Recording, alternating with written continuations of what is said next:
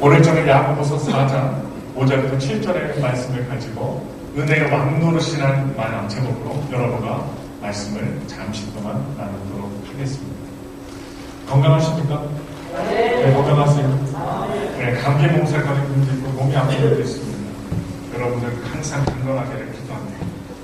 오늘 우리가 하나님의 소망을 두고 믿음을 갖고 살아가길 원하면서 때때로 우리의 삶 속에서 빠져나오는 불신앙의 모습들 때문에 고민해 보신 적이 많으십니다. 표준보다 한참 모자라 보이는 자신의 믿음 생활 때문에 자괴감을 느끼지 않으십니다. 괜찮습니다. 믿음의 주도권은 하나님의 은혜가 쥐고 있는 것입니다. 그 하나님의 은혜는 지금 우리의 고비를 꽉 움켜쥐고 계시며 반드시 우리를 완성의 자리에 앉히고 가실 것입니다. 지난주 신앙인에서 말씀을 나눴는데 하나님께 붙잡힌 바 된 삶, 내가 주도권을 갖고 사는 게 아니라 하나님이 주도권을 가지고 내 삶을 꽉 붙들어 주시는 그 삶이 바로 신앙이라고 했고 신앙생활이라고 했습니다.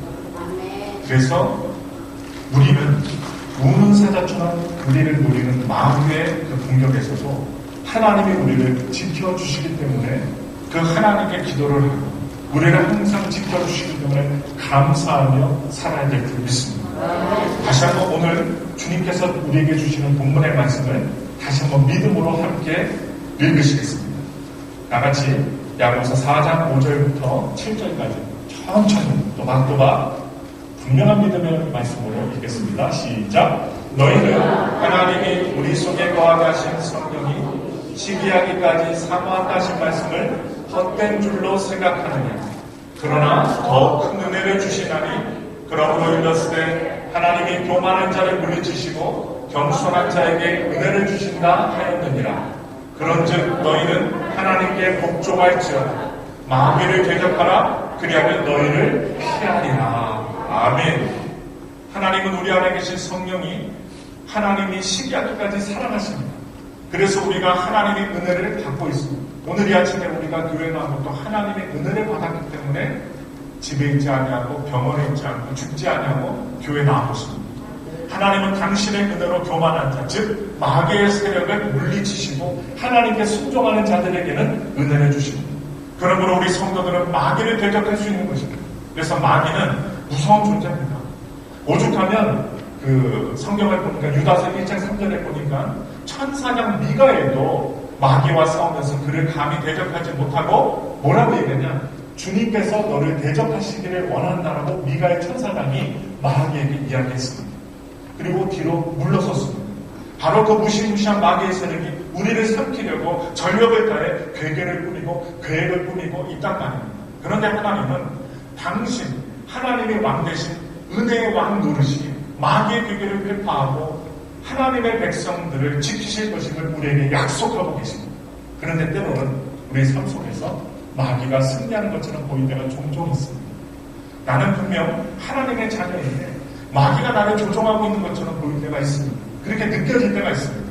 나는 분명 하나님의 그 전능하신 은혜의 왕노릇 아래서 은혜에 의해서 통치받고 있는 사람인데도 불구하고 마귀가 승리하고 있는 것처럼 보일 때가 있고 느껴질 때가 있다는 말입니다.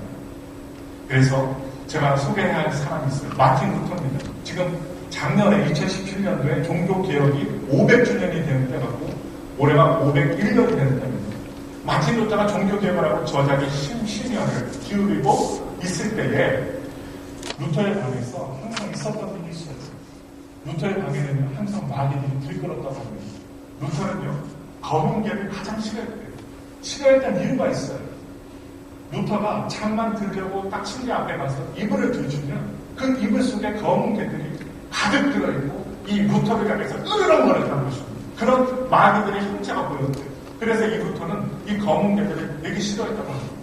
그래서 으르렁거리고 또 색깔도 하얀 색깔이고 검은 개들이 이빨을 드러내고 침을 질질 흘리면서 이 루터를 향해서 으르렁 잠을 자려고 이불을 들추면 이 검은 개들이 때로 몰려와서 막 으르렁거립니다. 그래서 이 루터가 어느 한때는 그 검은 개들을 들어서 창밖에 던지는 모습이 많이 보였다고 합니다. 그리고 수시로 옷장 속을 이렇게 들추면 옷장 속에서 어떤 아이가 여자아이가 딱 자기를 노려보고 옷장을 딱 들추면 옷장 그 가운데 여자아이가 딱 이상하게 생긴 여자아이가 이 루터를 딱 쳐다보면서 옷장 안에서 있었다는 사실이죠. 그리고 음흉한 미소를 띠고 이 루터에게 쳐다보고 있었던 겁니다. 뿐만 아니라 루터가 글을 쓸 때 그 종교개혁을 일으키고 또한 옳은 일, 하나님의 옳은 일을 행할 때에 글을 쓰고 있노라면 이상한 음성이 들렸다고 합니다. 그래서 뭐라고 하냐, 너 같은 인간이 하나님의 종으로서 자격이 있다고 생각해? 하면서 이 루터가 감추고 싶어 했던 그 부끄러운 얘기들 그리고 실수나 비밀들을 줄줄이 음성으로 들려줬다고 합니다. 이 마귀들이 이 루터에게 루터가 실수하고 또 듣기 싫어하고 자기 속에 마음속에 좀 이렇게 두려워했던 이야기들을 마귀들이 줄줄이 폭로했다고 합니다. 그때 루터가 들고 있던 펜을 갖다가 벽에다 던지면서 이런 말을 합니다. 그래! 나는 그런 사람이다. 그런데도 주님이 날 구원하셨어! 이렇게 외치면서 펜을 던졌대요. 그래서 그렇게 힘차게 마귀를 향해 던졌던 펜, 얼마나 세게 던졌으면 펜 쪽이 다 부러졌겠죠. 제가 그 독일 아우트브루크스인데요. 아무튼 독일의 루터가 그 저장을 했던 곳을 가봤는데 그곳에 아직도 벽에 뚫린 펜구멍이 남겨져 있습니다. 얼마나 마귀를 대적하며 펜을 던졌으면 501년이 지난 지금 이때에도 지금 루터가 살았던 생가에 그 벽에 구멍이 아직도 뚫려 있었어요. 그래서 루터는 죽는 날까지 신경쇠약 치료를 받았다고 합니다. 루터가 그러한 일들로 하나님께 기도하지 않았겠어요? 여러분들처럼 이렇게 예배에 와서 기도하지 않았겠어요? 기도했습니다. 그런데 루터는 상당히 오랜 기간 그렇게 사단의 공격에 노출되어 있었습니다. 그때는 하나님의 은혜가 잠시 출장에 간 것 같고 하나님이 잠시 안 계신 것 같은 느낌이 루터에게 들었다는 것입니다. 여러분, 사도 바울은 어떠합니까? 사도 바울에게도 사탄의 공격이 엄청 많이 있었습니다. 고린도서 12장의 내용을 보시면 사도 바울에게도 무엇이 있었느냐? 사단의 가시가 있었다고 합니다. 그런데 사도 바울은 그 사단의 가시를 하나님이 보내셨다라고 말하고 있어요. 하나님이 그 사단의 가시를 나에게 주셨다고 말하고 있어요. 그래서 하나님은 사단의 사자를 막아주시는 분이 아니에요. 하나님이 우리가 기도하면 사단의 공격을 막아주시고 사단을 막아주셔야 될 분인데 그런데 사단의 사자를 막아주시기는커녕 오히려 사단의 공격을 주도하고 계십니다. 왜 그러셨을까요? 그것도 하나님을 사랑하고 하나님의 말씀을 저술했던 사도 바울에게 왜 그러셨을까요? 바울은 하나님께서 자신이 자고하지 않게 하기 위해서 마귀 공격을 막아주시지 않았다라고 사도 바울은 고백하고 있습니다. 그리고 막아주시지 않았을 뿐만 아니라 내 은혜가 내게 족하다. 하나님, 저에게는 사단의 가시, 어떤 사람들은 학자들은 얘기합니다. 눈에 안질이라고도 하고 또 어떤 신학자들은 간질이라고도 합니다. 갑자기 쓰러져서 그 거품을 물고 혼수 상태이만 한 그런 질병, 자기 자신의 의지와 상관없이 벌어지는 현상, 그런 것들을 말하고 있는데 이것을 막아주시지 않았을 뿐만 아니라 뭐라고 얘기했냐? 내 은혜가 내게 족하다라고 하나님이 이 사도 바울에게 위로의 말씀이라고 하셨어요. 그 말은 사단의 가시가 하나님의 족한 은혜의 결과라는 뜻이기도 합니다. 다른 말로 은혜의 왕도로서의 사단의 가시가 사용되고 있다는 말입니다. 그렇게 주어진 사단의 가시도 바울은요, 자만하지 않고 교만하지 않을 수가 있었고 자신의 약함을 인정하게 되었을 뿐만 아니라 그러한 자신의 약함이 하나님의 은혜 통치권 안에 들어있는 사건이라는 것을 알게 되자 그가 사단의 가시에 지지 않고 넉넉히 이기는 강함을 보여주었습니다. 그게 뭐라고 하냐면 약한 게 강함이라는 것입니다. 약해요. 병이 있어요. 그러니까 하나님께 기도하는데 하나님이 내 은혜가 내게 족하다. 그러면서 어떻게 병을 제어하여 주시지 않아요. 그 가시를, 사단의 그 괴락과 가시를 없애주지 않아요. 그런데 어떻게 해요? 내 질병까지도 하나님 은혜 가운데, 하나님의 왕노를 가운데 있다는 사실을 이 사도 바울이 알게 되니까 약하지만 하나님의 그 왕노로서 강하게 된다는 사실, 죽지 않는다는 사실을 알고 약할 때 강함이라는 말을 사용합니다. 우리는 이러한 일들을 통해 나의 의지와 상관없이 어떤 힘에 이끌려 저지르고 있는 것이 이건 하나뿐인가를 생각해 봅니다. 그런데 이것 말고도 떠오르는 것이 많이들 있을 것입니다. 여러분 생각해 보세요. 내 의지와 상관없이 내가 함부로 내뱉는 게 아닙니다. 내가 알게 모르게 짓는 제약이 여러분, 예수님께서 원수까지도 사랑하며 살라고 해서 원수까지도 사랑하며 살겠다고 굳은 결심을 하면 우리들은 하루를 시작하지만 얼마 시간이 지나잖아. 여러분, 운전하고 또 교회에 올 때, 설교 말씀 듣고 은혜 받으러 교회에 올 때 갑자기 어떻게 난폭 운전이나 무리한 운전을 할 때 상담하고 볼 때 여러분 어떤 마음이 딱 생겨요? 저도 포함됩니다. 갑자기 화가 나고 갑자기 내 입에서 욕도 나올 때가 있어요. 험한 말들이 나올 때가 있어요. 갑자기 끼어들어서 내 차가 완전히 교통사고가 나거나 내가 벼랑 끝에 몰려가고 죽음에 당하게 될 때 우리들은 어떻게 해요? 심지어 창문 열고 욕을 하는 분도 있어요. 험악한 말을 하는 분도 있어요. 그렇게 우리가 하나님의 말씀 앞에서 깨어있지 못할 때 우리의 옛사람은 어김없이 나올 수가 있다는 것입니다. 그래서 우리의 속사람의 의도와는 상관없는 것으로 우리를 끌고 갑니다. 그런데 우리가 그런 것은 너무나 쉽게 잊어버리기 때문에 그게 얼마나 무서운 것인지 모르는 거죠. 몰라요. 그냥 순간순간 지나가요. 저 말고도 저도 그렇지만 여러분들도 차 타고 다니다가 화가 2번, 3번 날 때가 한두 번이 아닌 줄 있습니다. 생각해봐야 합니다.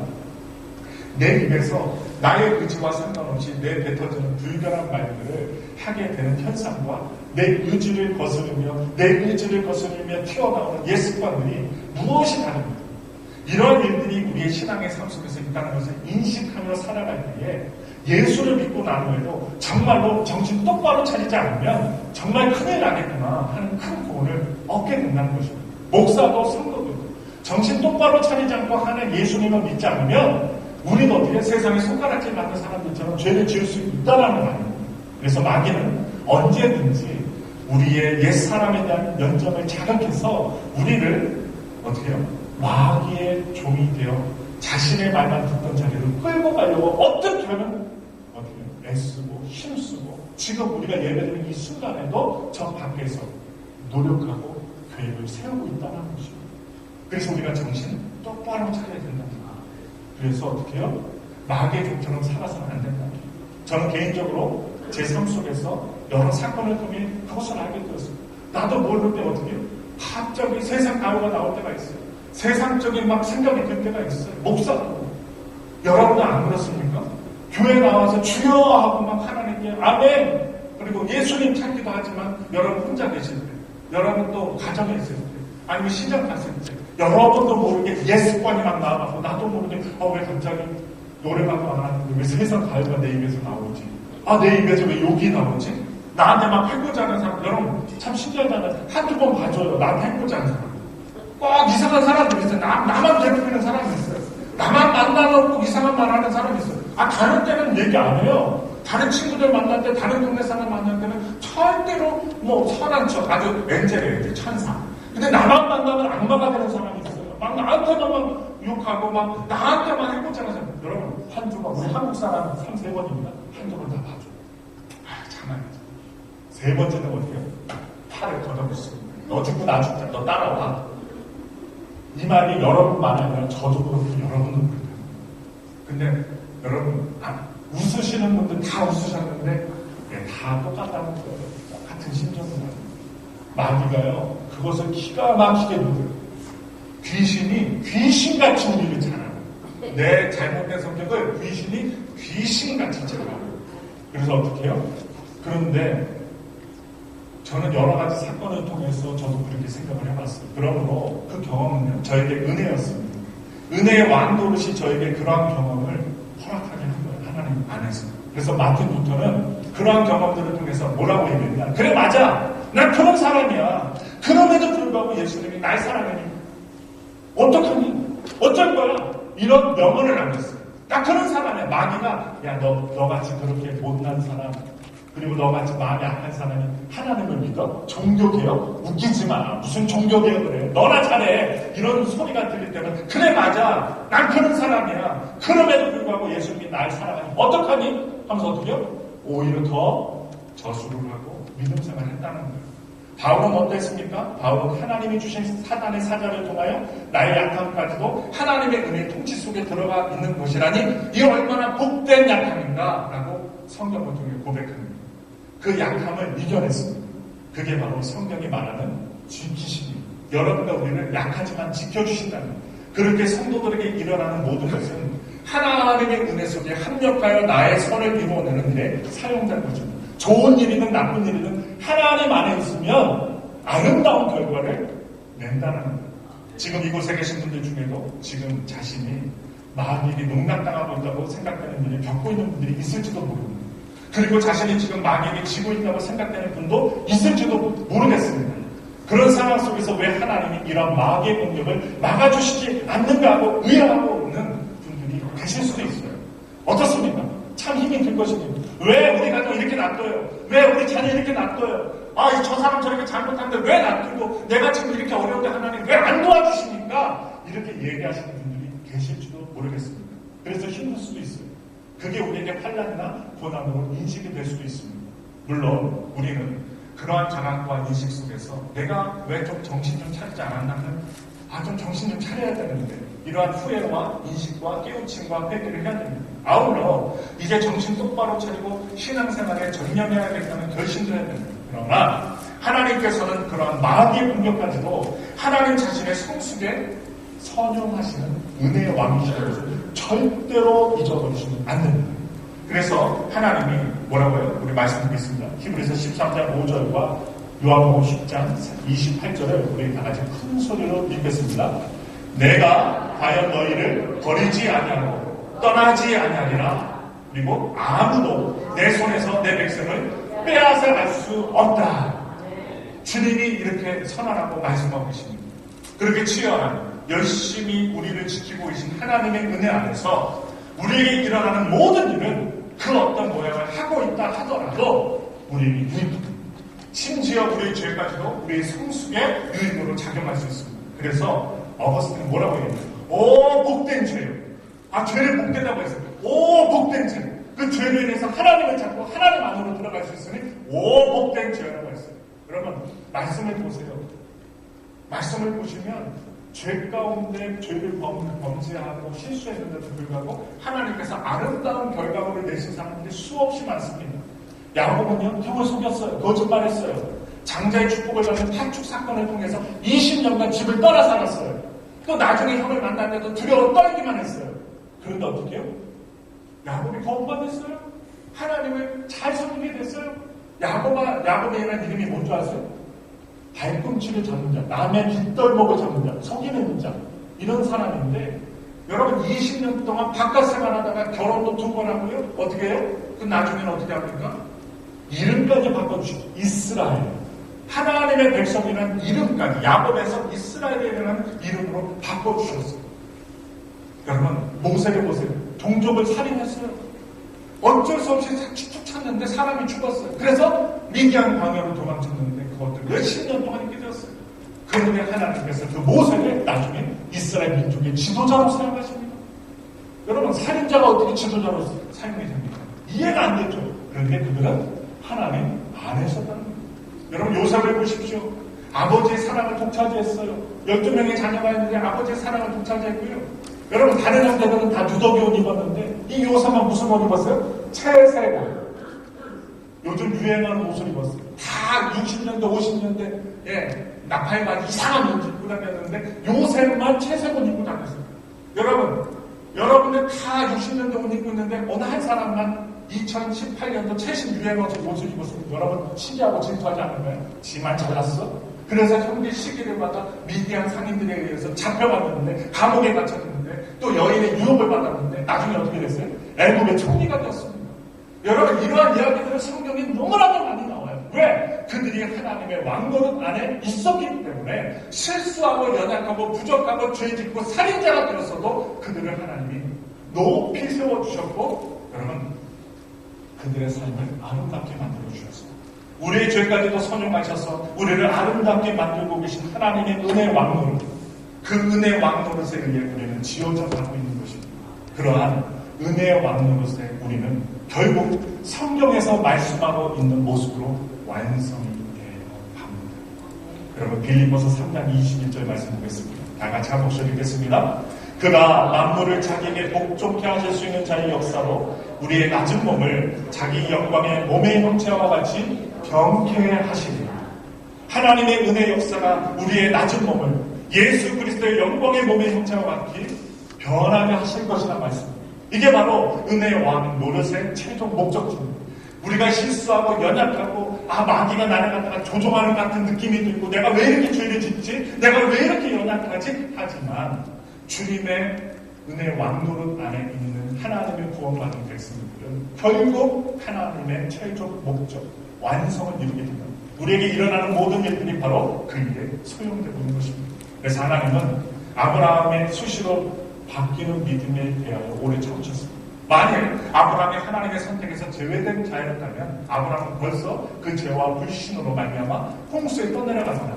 본토 친척 아비집을 떠났기 때문에 굶어 죽을 수도 있었습니다. 그렇지만 여러분 하나님 살려주셨고요.